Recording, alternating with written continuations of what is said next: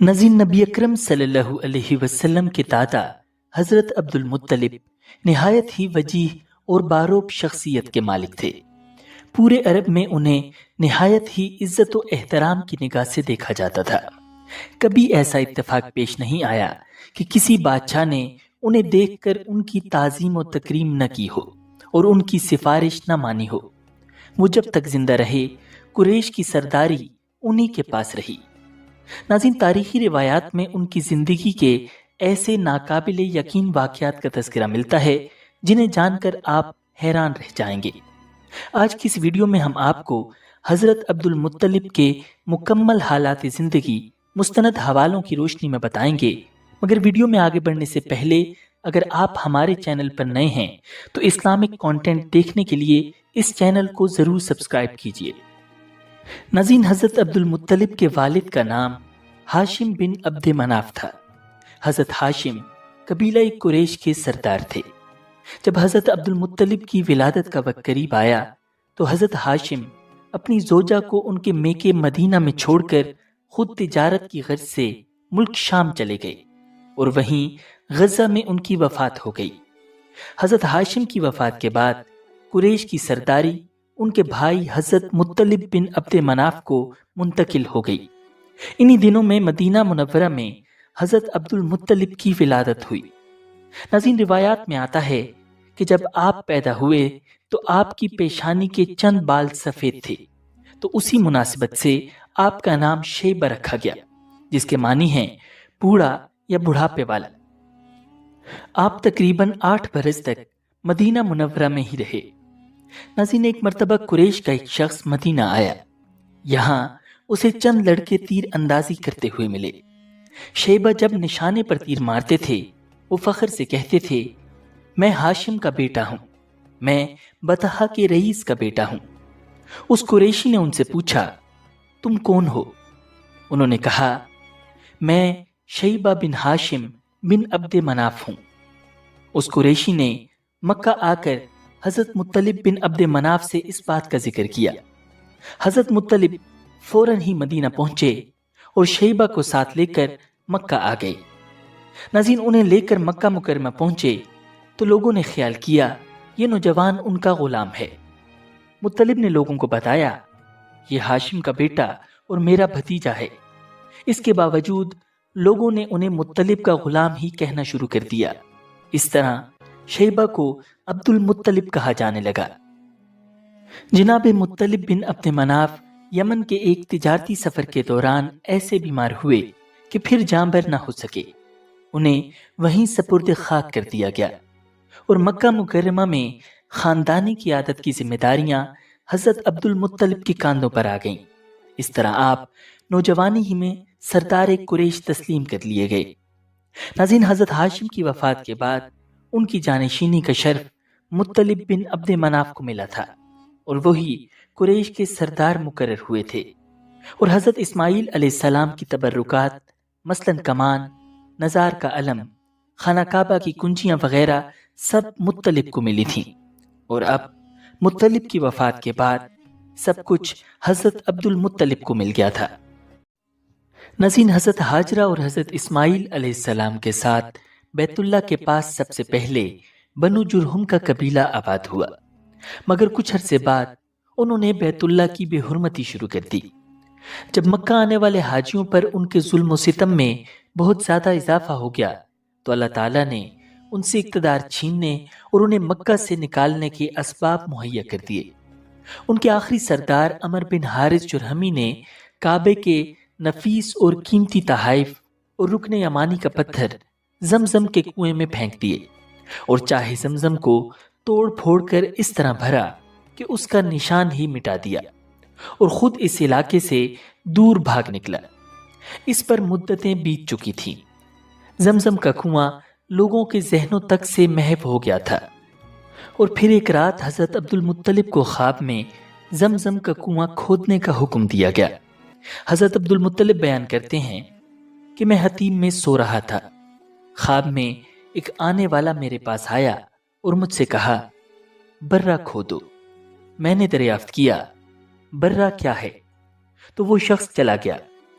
اگلے روز میں پھر اسی جگہ سویا۔ میں نے پھر خواب میں دیکھا کہ وہ شخص کہہ رہا ہے، مظنونہ کھودو۔ میں نے دریافت کیا، مظنونہ کیا ہے؟ وہ شخص جواب دیے بغیر ہی چلا گیا۔ تیسرے روز پھر اسی جگہ خواب میں دیکھا کہ وہ شخص کہہ رہا ہے، طیبہ کھودو۔ میں نے پوچھا، طیبہ کیا ہے؟ وہ شخص پھر چلا گیا۔ چوتھے روز پھر اسی جگہ یہ خواب دیکھا تو وہ شخص کہنے لگا، زمزم کھودو۔ میں نے کہا، زمزم کیا ہے؟ اس نے جواب دیا، وہ کنواں ہے جس کا پانی نہ کبھی ختم ہوگا نہ کبھی کم ہوگا، اور وہ حاجیوں کی بہت بڑی تعداد کو سیراب کرے گا۔ پھر اس جگہ کے کچھ نشانات اور علامات بتائی گئیں کہ وہاں چونٹیوں کا بل ہوگا اور وہ گوبر اور خون کے درمیان میں ہے، جہاں سفید پروں والا ایک کوا چونچ مار رہا ہوگا۔ یہ جگہ دو بتوں اصاف اور نائلہ کے درمیان میں تھی، جہاں قریش اپنے جانوروں کو ذبح کیا کرتے تھے۔ اس طرح بار بار دیکھنے اور نشانات سامنے آنے سے حضرت عبد المطلب کو یقین ہو گیا کہ یہ خواب سچا ہے۔ ناظرین، یہ واقعہ نبی اکرم صلی اللہ علیہ وسلم کے والد جناب عبداللہ کی پیدائش سے بھی پہلے پیش آیا تھا۔ ناظرین، حضرت عبد المطلب نے قریش کو اپنا یہ خواب سنایا اور کہا، میرا ارادہ اس جگہ کو کھودنے کا ہے۔ قریش نے مخالفت کی، مگر حضرت عبد المطلب نے مخالفت کی کوئی پرواہ نہ کی۔ وہ اپنے اکلوتے بیٹے حارث کے ساتھ اس جگہ پہنچ گئے اور بتائے گئے نشان کے مطابق وہ جگہ کھودنی شروع کر دی۔ حضرت عبد المطلب کھودتے جاتے تھے اور حارث بن عبد المطلب مٹی اٹھا اٹھا کر پھینکتے جاتے تھے۔ ناظرین، جب باپ اور بیٹا کنواں کھود رہے تھے تو اس موقع پر قریش نے ان کا مذاق اڑایا، جس پر حضرت عبد المطلب نے نظر مانی کہ اللہ تعالیٰ نے اگر انہیں 10 بیٹے عطا کیے اور وہ ان کے لیے قوت کا ذریعہ بنے تو وہ ایک بیٹے کو اللہ کی راہ میں کعبہ کے پاس ذبح کر دیں گے۔ 3 روز کی کھدائی کے بعد کنویں کے کچھ آثار نظر آنے لگے۔ حضرت عبد المطلب نے خوشی سے نعرہ لگایا، یہی اسماعیل کا کنواں ہے۔ ناظرین، جب قریش کو پتہ چلا کہ حضرت عبد المطلب اپنے مقصد میں کامیاب ہو گئے ہیں تو وہ سب مل کر آئے اور کہنے لگے، اے عبد المطلب، یہ کنواں ہمارے باپ اسماعیل کا ہے، اس پر ہمارا بھی حق ہے، لہٰذا اس کے حقوق میں ہمیں بھی شرکت کا موقع دیں۔ ناظرین، حضرت عبد المطلب نے جواب دیا، ایسا ہرگز نہیں ہوگا، یہ فضیلت میرے ہی لیے خاص کی گئی ہے، تمہارا اس میں کوئی حصہ نہیں۔ لیکن قریش اپنے دعوے پر اصرار کرتے رہے۔ آخرکار یہ طے پایا کہ اس جھگڑے کا فیصلہ بنو سعد کی ایک کاہنہ سے کرایا جائے۔ ناظرین، یہ عورت شام کی سرحد کے پاس رہتی تھی۔ ناظرین، حضرت عبد المطلب اور قریش کے چند دیگر افراد کاہنہ کی طرف روانہ ہوئے۔ جب یہ قافلہ شام اور حجاز کے درمیان میں پہنچا تو ان کے پانی کا ذخیرہ ختم ہو گیا تھا۔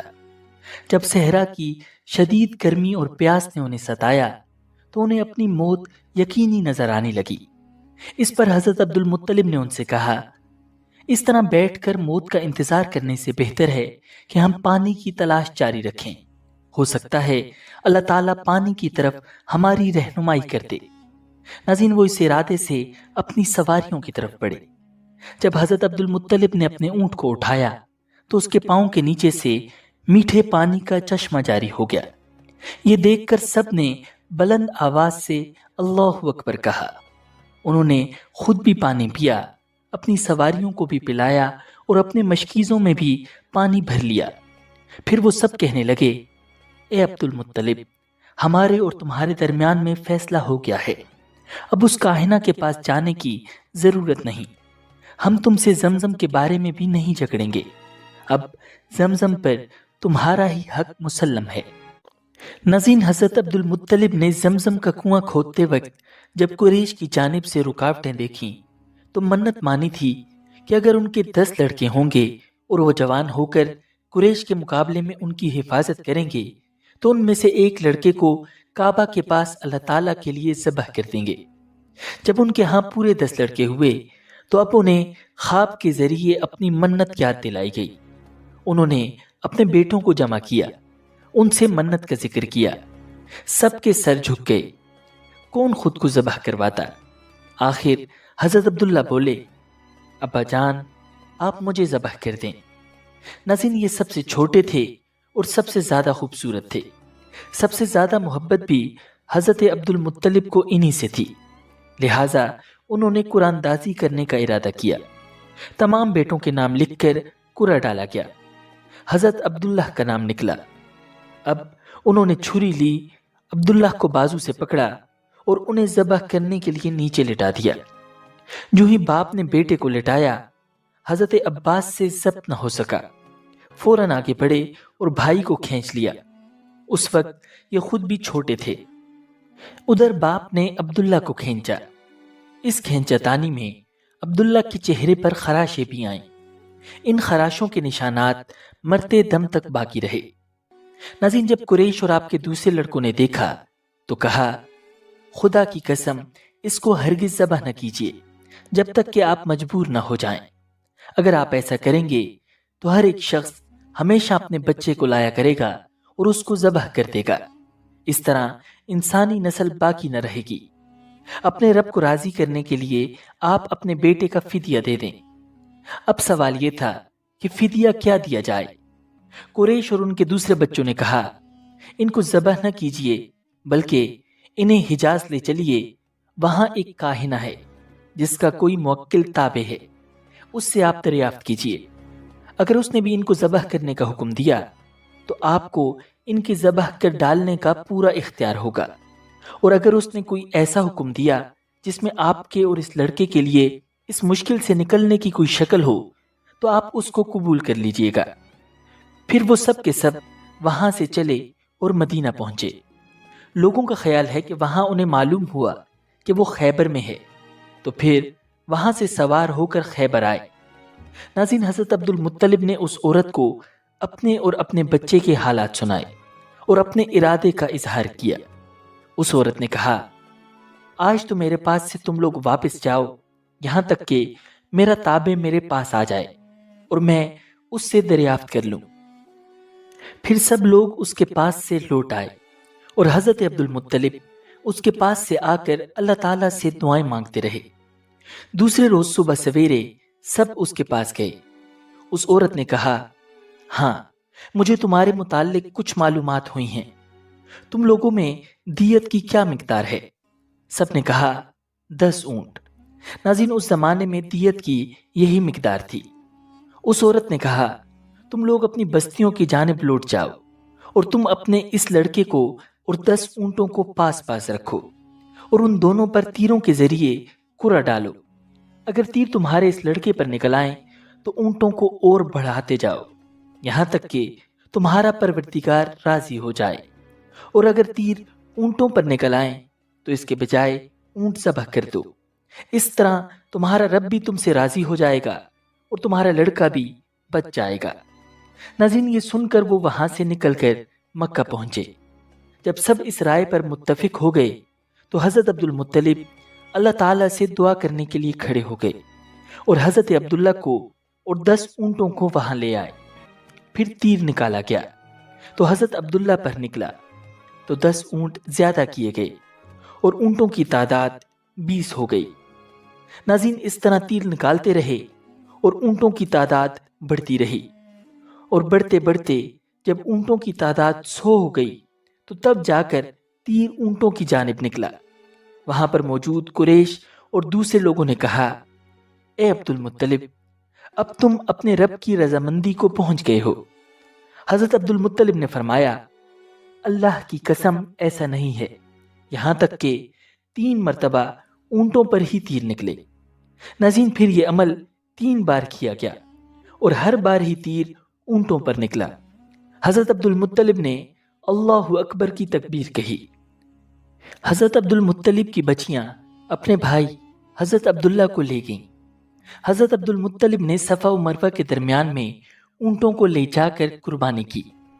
ناظرین، حضرت عبداللہ بن عباس رضی اللہ تعالی عنہ فرماتے ہیں کہ حضرت عبد المطلب نے جب ان اونٹوں کی قربانی کی تو ہر ایک کے لیے ان کو چھوڑ دیا کہ جو چاہے گوشت کھائے۔ انسان، جانور، چرند پرند سب نے وہ گوشت کھایا۔ حضرت عبداللہ بن عباس رضی اللہ تعالی عنہ سے روایت ہے کہ اس واقعے سے قبل 10 اونٹوں کی دیت خون بہا ہوتی تھی۔ دستور یہ تھا کہ ایک جان کے بدلے 10 اونٹ دیے جائیں گے۔ حضرت عبد المطلب وہ پہلی شخص ہیں جنہوں نے ایک جان کا بدلہ 100 اونٹ قرار دیا، جس کے بعد قریش اور عرب میں بھی یہی دستور ہو گیا، اور نبی اکرم صلی اللہ علیہ وسلم نے بھی اس کو خود برقرار رکھا۔ ناظرین، اسی بنیاد پر نبی اکرم صلی اللہ علیہ وسلم فرمایا کرتے تھے، میں 2 ذبیحوں یعنی حضرت اسماعیل علیہ السلام اور حضرت عبداللہ کی اولاد ہوں۔ ناظرین، حضرت عبد المطلب کی زندگی کا ایک اور انتہائی ناقابل یقین واقعہ اصحاب الفیل کا واقعہ ہے، جس کا تذکرہ اللہ رب العزت نے قرآن مجید میں بھی کیا ہے۔ واقعہ کچھ اس طرح ہے کہ ابرہہ نامی ایک شخص یمن کا عیسائی حاکم تھا۔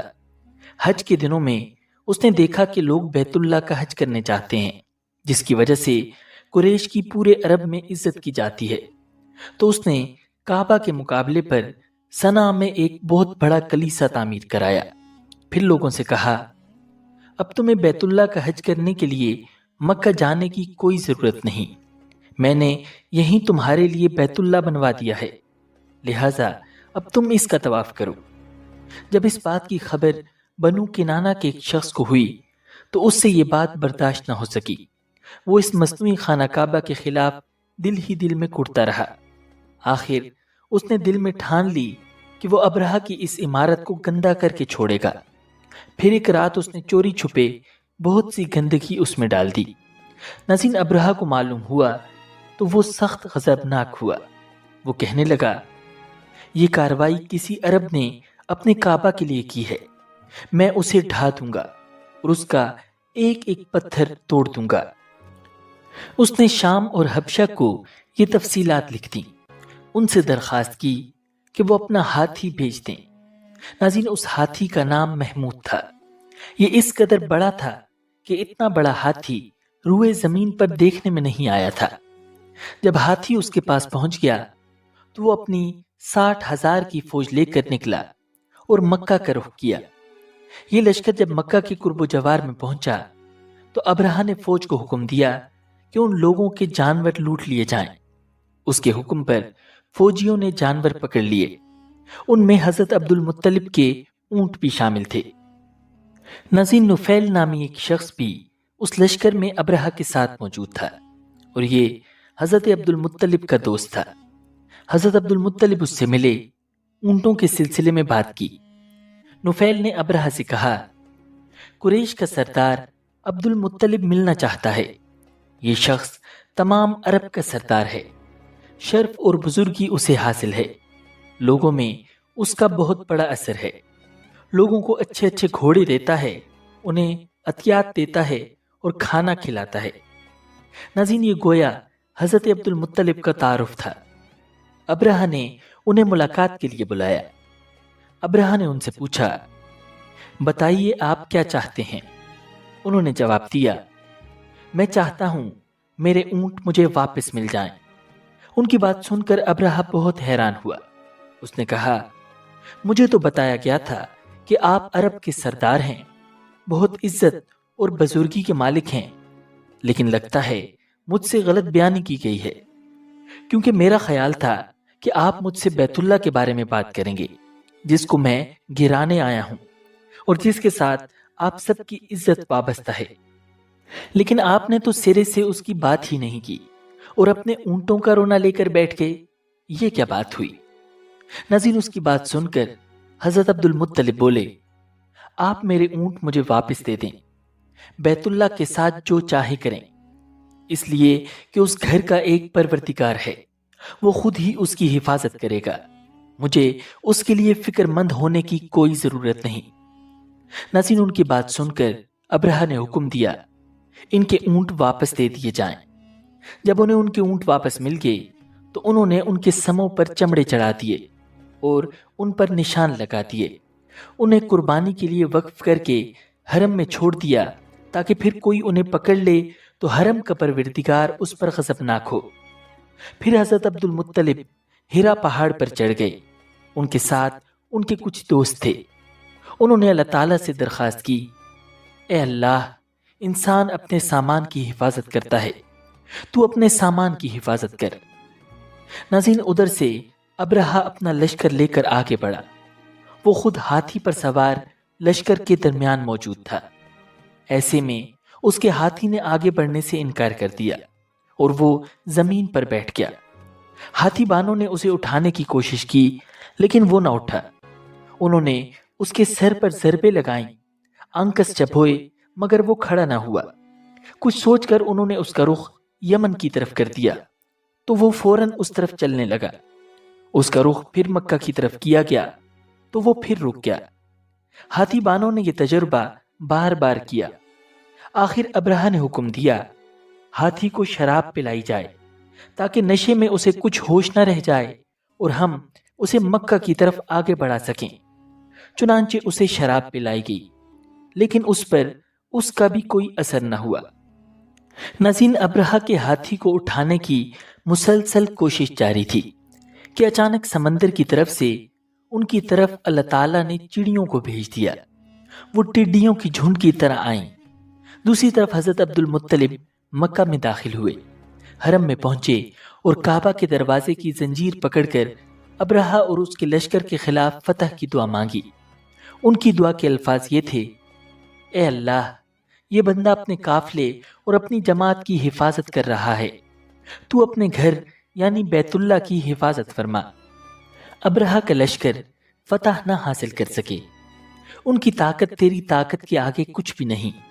آج صلیب کامیاب نہ ہو سکے۔ ناظرین، صلیب کا لفظ اس لیے بولا کہ ابرہہ عیسائی تھا اور صلیب کو عیسائی اپنے نشان کے طور پر ساتھ لے کر چلتے ہیں۔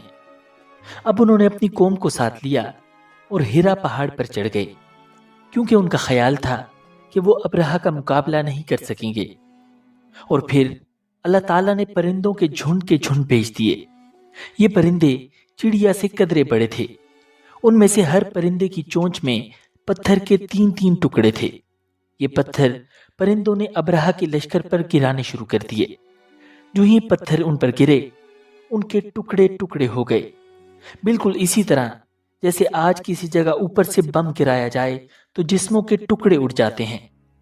ناظرین، ابرہہ کا ہاتھی محمود البتہ ان کنکریوں سے محفوظ رہا، باقی سب ہاتھی تہس نہس ہو گئے۔ روایات کے مطابق ان ہاتھیوں کی تعداد 13 تھی۔ سب کے سب کھائے ہوئے بھوسے کی مانند ہو گئے، جیسا کہ سورۃ الفیل میں اللہ رب العزت نے بیان کیا ہے۔ ابرہہ اور اس کے کچھ ساتھی تباہی کا یہ منظر دیکھ کر پوری طرح بھاگے، لیکن پرندوں نے ان کو بھی نہ چھوڑا۔ دوسری طرف عبد المطلب اس انتظار میں تھے کہ کب حملہ ہوتا ہے، لیکن حملہ آور جب مکہ میں داخل نہ ہوئے تو وہ حالات معلوم کرنے کے لیے نیچے اترے۔ مکہ سے باہر نکلے تب انہوں نے دیکھا کہ سارا لشکر تباہ ہو چکا ہے۔ خوب مال غنیمت ان کے ہاتھ لگا، بے شمار سامان ہاتھ آیا، مال میں سونا چاندی بھی بے تحاشا تھا۔ ناظرین، اس واقعے کی اہمیت اس لیے بھی بہت زیادہ ہے کہ ہمارے پیارے نبی حضرت محمد صلی اللہ علیہ وسلم اس واقعے کے چند ہی دن بعد پیدا ہوئے۔ ناظرین، حضرت آمنہ رضی اللہ تعالی عنہ کے انتقال کے 5 دن بعد حضرت ام ایمن آپ صلی اللہ علیہ وسلم کو لے کر مکہ پہنچی۔ آپ صلی اللہ علیہ وسلم کو حضرت عبد المطلب کے حوالے کر دیا۔ آپ کے یتیم ہو جانے کا انہیں اتنا صدمہ تھا کہ بیٹے کی وفات پر بھی اتنا صدمہ نہیں ہوا تھا۔ حضرت عبد المطلب کے لیے کعبہ کے سائے میں ایک قالین بچھایا جاتا تھا، وہ اس پر بیٹھا کرتے تھے۔ ان کا احترام اس قدر تھا کہ کوئی اور اس قالین پر نہیں بیٹھتا تھا، چنانچہ ان کے بیٹے اور قریش کے سردار اس قالین کے چاروں طرف بیٹھتے تھے، لیکن نبی اکرم صلی اللہ علیہ وسلم وہاں تشریف لاتے تو سیدھے اس قالین پر جا بیٹھتے۔ اس وقت آپ ایک تندرست لڑکے تھے۔ آپ کی عمر مبارک 8 سال کے قریب ہو چلی تھی۔ آپ کے چچا حضرت عبد المطلب کے ادب کی وجہ سے آپ کو اس قالین سے ہٹانا چاہتے تو حضرت عبد المطلب کہتے، میرے بیٹے کو چھوڑ دو، اللہ کی قسم یہ بہت شان والا ہے۔ پھر وہ آپ کو محبت سے اس فرش پر بٹھاتے، آپ کی کمر پر شفقت سے ہاتھ پھیرتے، آپ کی باتیں سن کر حد درجے خوش ہوتے رہتے۔ کبھی وہ دوسروں سے کہتے، میرے بیٹے کو یہیں بیٹھنے دو، اسے خود بھی احساس ہے کہ اس کی بڑی شان ہے، اور میری آرزو ہے کہ یہ اتنا بلند رتبہ پائے جو کسی عرب کو اس سے پہلے حاصل نہ ہوا ہو اور نہ بعد میں کسی کو حاصل ہو سکے۔ ایک بار انہوں نے یہ الفاظ کہے، میرے بیٹے کو چھوڑ دو، اس کے مزاج میں طبعی طور پر بلندی ہے، اس کی شان نرالی ہوگی۔ ناظرین، ایک روز بنو مدلج کے کچھ لوگ حضرت عبد المطلب سے ملنے کے لیے آئے۔ ان کے پاس اس وقت آپ صلی اللہ علیہ وسلم بھی تشریف فرما تھے۔ بنو مدلج کے لوگوں نے آپ کو دیکھا۔ یہ لوگ قیافہ شناس تھے۔ آدمی کا چہرہ دیکھ کر اس کے مستقبل کے بارے میں اندازے بیان کرتے تھے۔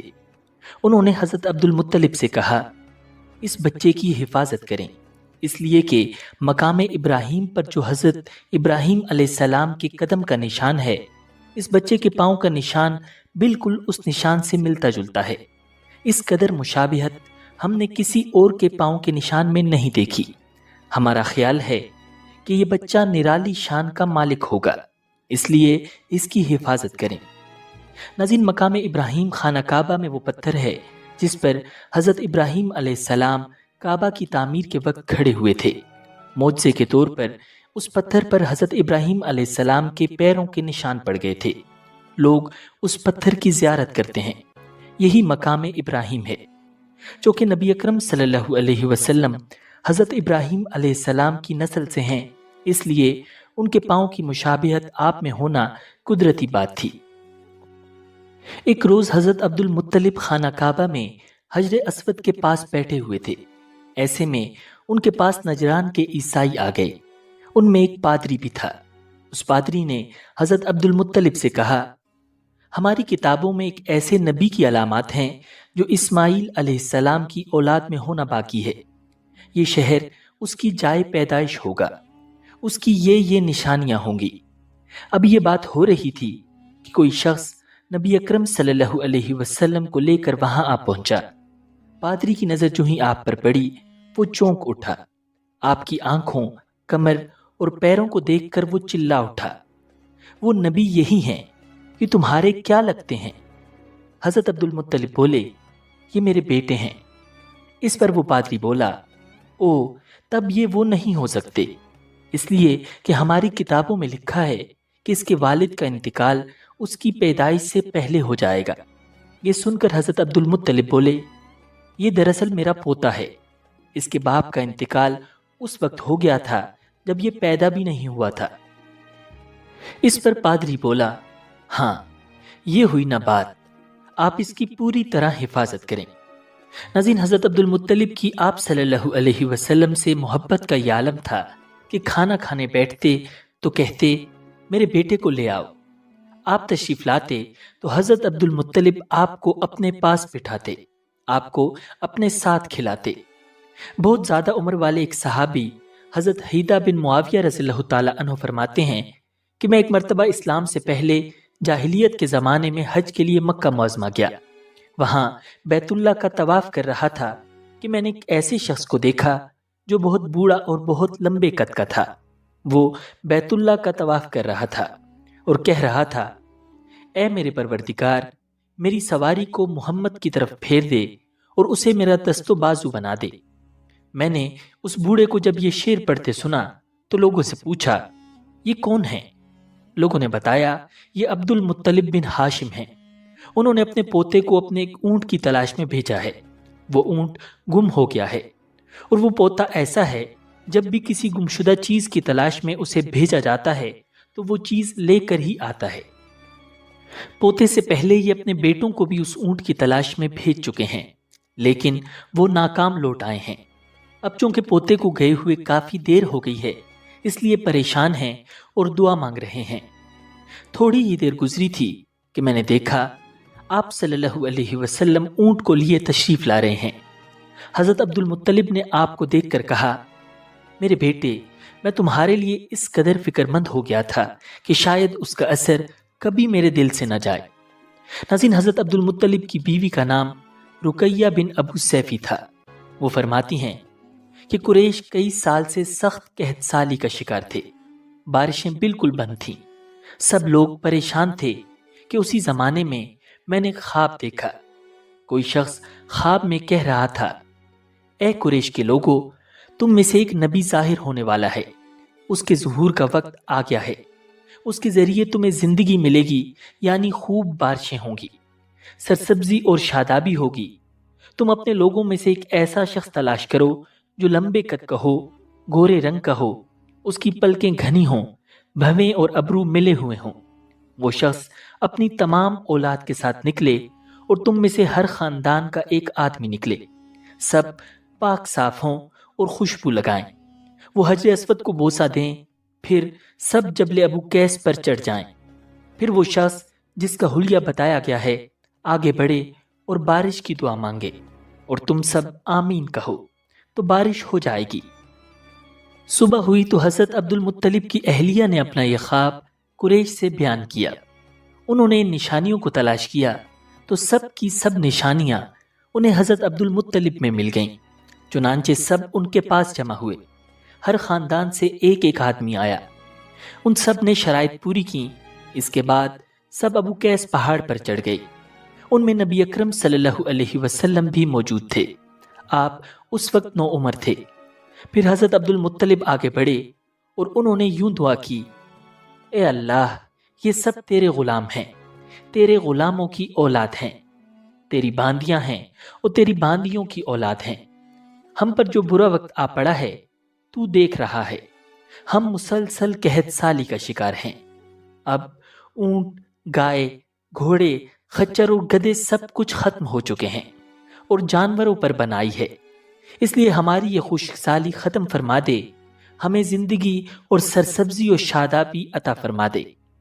ناظرین، ابھی یہ دعا مانگ ہی رہے تھے کہ بارش شروع ہو گئی۔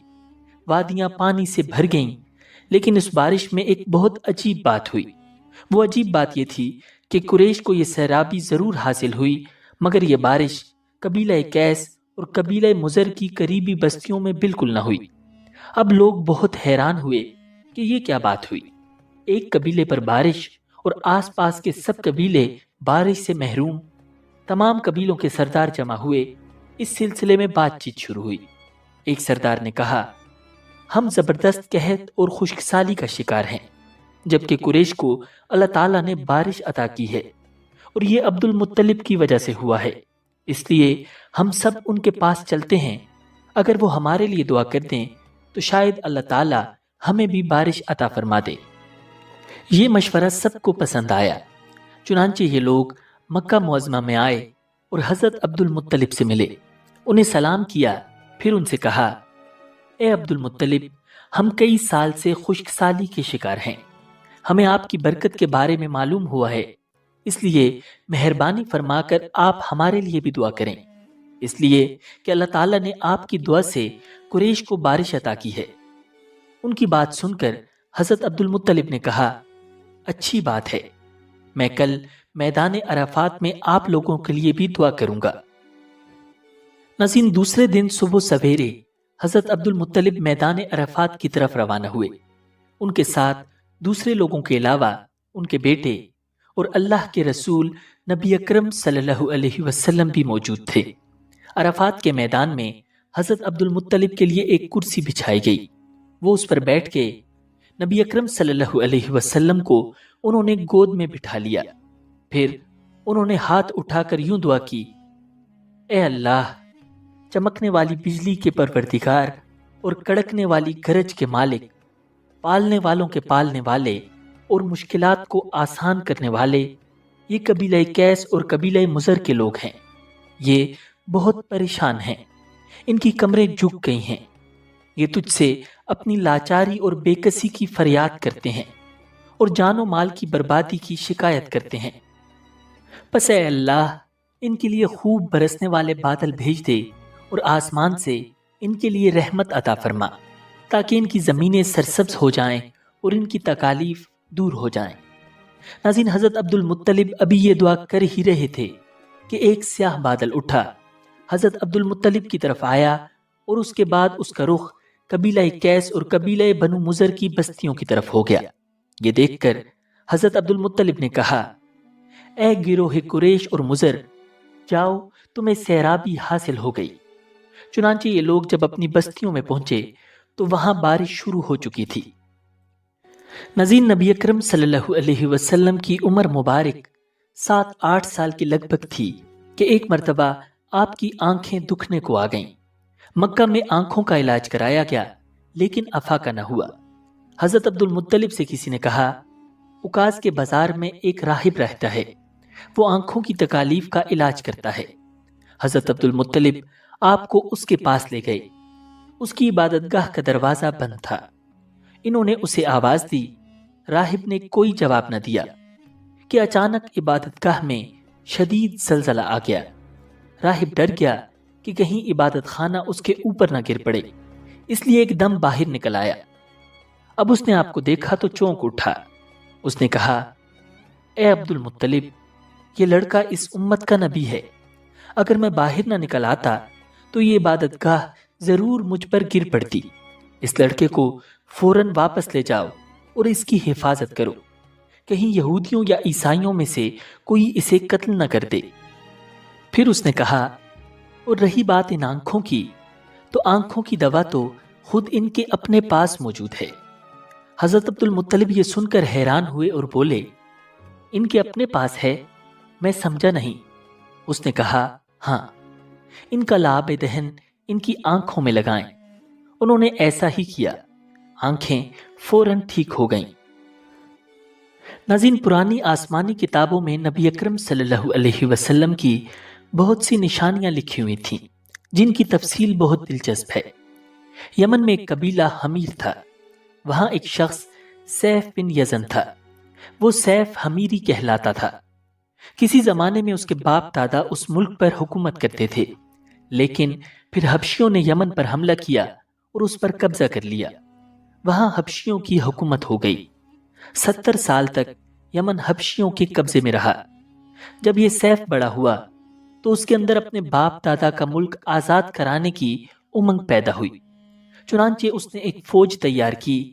उस फौज के जरिए हबशियों पर हमला कर दिया और उन्हें यमन से भगा दिया। इस तरह वो बाप दादा के मुल्क को आजाद कराने में कामयाब हो गया और वहां का बादशाह बन गया। नाज़रीन, ये यमन अरब का इलाका था। जब इस पर हबशियों ने कब्जा किया था तो अरबों को बहुत अफसोस हुआ था। 70 साल बाद जब यमन के लोगों ने हबशियों को निकाल बाहर किया तो अरबों को बहुत खुशी हुई। उनकी खुशी की एक वजह तो ये थी कि इन्हीं हबशियों ने अबराहा के साथ मिलकर मक्का पर चढ़ाई की थी। चारों तरफ से अरबों के वफद सैफ को मुबारकबाद देने के लिए आने लगे। कुरैश का भी एक वफद मुबारक देने के लिए गया। इस वफद के सरदार हजरत अब्दुल मुत्तलिब थे। ये वफद जब यमन पहुंचा तो सैफ अपने महल में मौजूद था। उसके सर पर ताज था, सामने तलवार रखी थी और हमीरी सरदार उसके दाएं बाएं बैठे थे। सैफ को कुरैश के वफद की आमद के बारे में बताया गया। उसे यह भी बताया गया कि ये लोग किस रुतबे के हैं। उसने इन लोगों को आने की इजाजत दे दी। ये वफद दरबार में पहुंचा। हजरत अब्दुल मुत्तलिब आगे बढ़कर उसके सामने जा खड़े हुए। उन्होंने बात करने की इजाजत चाही तो सैफ ने कहा, अगर तुम बादशाहों के सामने बोलने के आदाब से वाकिफ हो तो हमारी तरफ से इजाजत है। तब हजरत अब्दुल मुत्तलिब ने इरशाद फरमाया, ए बादशाह, हम काबा के खादिम हैं, अल्लाह के घर के मुहाफिज हैं। हम आपको मुबारकबाद देने आए हैं। यमन पर हबशी हुकूमत हमारे लिए भी बोझ बनी हुई थी। आपको मुबारक हो। आपके इस कारनामे से आपके बुजुर्गों को भी इज्जत मिलेगी और आने वाली नस्लों को भी वकार हासिल होगा। सैफ इनके अल्फाज सुनकर बहुत खुश हुआ। वो बेइख्तियार बोल उठा, ए शख्स, तुम कौन हो? क्या नाम है तुम्हारा? उन्होंने कहा, मेरा नाम अब्दुल मुत्तलिब बिन हाशिम है। सैफ ने हाशिम का नाम सुनकर कहा, तब तो तुम हमारी बहन के लड़के हो। नाज़रीन, हजरत अब्दुल मुत्तलिब की वालदा मदीने के कबीले खजरज की थी और खजरज का कबीला दरअसल यमन का था। इसीलिए सैफ ने हाशिम का नाम सुनकर कहा, तब तो तुम हमारी बहन के लड़के हो। फिर उसने कहा, हम आप सबको खुशामदीद कहते हैं, आपके जज्बात की कदर करते हैं। इसके बाद कुरैश के वफद को सरकारी मेहमान खाने में ठहरा दिया गया। ان کی خوب خاطر متارت کی گئی، یہاں تک کہ 1 ماہ گزر گیا۔ 1 ماہ کی مہمان نوازی کے بعد سیف نے انہیں بلایا۔ حضرت عبد المطلب کو اپنے پاس بلا کر اس نے کہا، اے عبد المطلب، میں اپنے علم کے پوشیدہ رازوں میں سے ایک راز تمہیں بتا رہا ہوں۔ تمہارے علاوہ کوئی اور ہوتا تو میں ہرگز نہ بتاتا۔ تم اس راز کو اس وقت تک راز ہی رکھنا جب تک کہ خود اللہ تعالیٰ اس راز کو ظاہر نہ فرما دے۔ ہمارے پاس ایک پوشیدہ کتاب ہے، وہ پوشیدہ رازوں کا ایک خزانہ ہے، ہم دوسروں سے اس کو چھپا کر رکھتے ہیں۔ میں نے اس کتاب میں ایک بہت عظیم الشان خبر اور ایک بڑے خطرے کے بارے میں پڑھ لیا ہے، اور وہ آپ کے بارے میں ہے۔ ناظرین، حضرت عبد المطلب یہ باتیں سن کر حد درجے حیرت زدہ ہوئے اور کہا، میں سمجھا نہیں، آپ کہنا کیا چاہتے ہیں؟ اس نے کہا، سنو عبد المطلب، جب تہامہ کی وادی یعنی مکہ میں ایک ایسا بچہ پیدا ہو جس کے دونوں کندھوں کے درمیان بالوں کا گچھا یعنی مہر نبوت ہو، تو اسے امامت اور سرداری حاصل ہوگی، اور اس کی وجہ سے تمہیں قیامت تک کے لیے اعزاز ملے گا، عزت ملے گی۔ حضرت عبد المطلب نے یہ سن کر کہا، اے بادشاہ، اللہ کرے آپ کو بھی ایسی خوشبختی میسر آئے۔ آپ کی ہیبت مجھے روک رہی ہے، ورنہ میں آپ سے پوچھتا کہ اس بچے کا زمانہ کب ہوگا۔ بادشاہ نے جواب میں کہا، یہی اس کا زمانہ ہے، وہ اسی زمانے میں پیدا ہوگا یا پیدا ہو چکا ہے۔ اس کا نام محمد ہوگا۔ اس کی والدہ کا انتقال ہو جائے گا، اس کے دادا اور چچا اس کی پرورش کریں گے۔ ہم بھی اس کے آرزومند رہے کہ وہ بچہ ہمارے ہاں پیدا ہو۔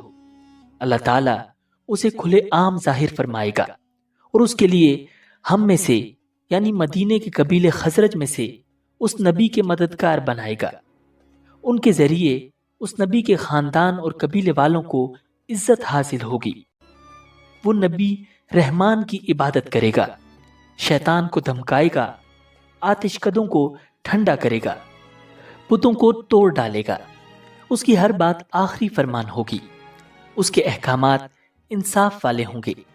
وہ نیک کاموں کا حکم دے گا، خود بھی ان پر عمل کرے گا، برائیوں سے روکے گا اور ان کو مٹا ڈالے گا۔ حضرت عبد المطلب نے سیف کو دعا دی، پھر کہا، کچھ اور تفصیل بیان کریں۔ اس نے کہا، بات ڈھکی چھپی ہے اور علامتیں پوشیدہ ہیں، مگر اے عبد المطلب، اس میں شبہ نہیں کہ تم اس کے دادا ہو۔ ناظرین، حضرت عبد المطلب یہ سن کر فوراً سجدے میں گر گئی، اور پھر سیف نے ان سے کہا، اپنا سر اٹھاؤ، اپنی پیشانی اونچی کرو اور مجھے بتاؤ، جو کچھ میں نے تم سے کہا ہے، کیا تم نے ان میں سے کوئی علامت اپنے ہاں دیکھی ہے؟ اس پر حضرت عبد المطلب نے کہا، ہاں، میرا ایک بیٹا تھا، میں اسے بہت چاہتا تھا۔ میں نے ایک شریف اور معزز لڑکی آمنہ بنت وہب عبد مناف سے اس کی شادی کر دی۔ وہ میری قوم کے انتہائی باعزت خاندان سے تھی۔ اس سے میرے بیٹے کے ہاں ایک لڑکا پیدا ہوا، میں نے اس کا نام محمد رکھا۔ اس بچے کا باپ اور ماں دونوں فوت ہو چکے ہیں، اب میں اور اس کا چچا ابو طالب اس کی دیکھ بھال کرتے ہیں۔ اب سیف نے ان سے کہا، میں نے تمہیں جو کچھ بتایا ہے وہ واقعہ اسی طرح ہے، اب تم اپنے پوتے کی حفاظت کرو، اسے یہودیوں سے بچائے رکھو، اس لیے کہ وہ اس کے دشمن ہے۔ یہ اور بات ہے کہ اللہ تعالیٰ ہرگز ان لوگوں کو ان پر قابو نہیں پانے دے گا، اور میں نے جو کچھ آپ کو بتایا ہے اس کا اپنے قبیلے والوں سے ذکر نہ کرنا۔ مجھے ڈر ہے کہ ان باتوں کی وجہ سے ان لوگوں میں حسد اور جلن نہ پیدا ہو جائے۔ یہ لوگ سوچ سکتے ہیں یہ عزت اور بلندی آخر انہیں کیوں ملنے والی ہے۔ یہ لوگ ان کے راستے میں رکاوٹیں کھڑی کریں گے۔ اگر یہ لوگ اس وقت تک زندہ نہ رہے تو ان کی اولادیں یہ کام کریں گی۔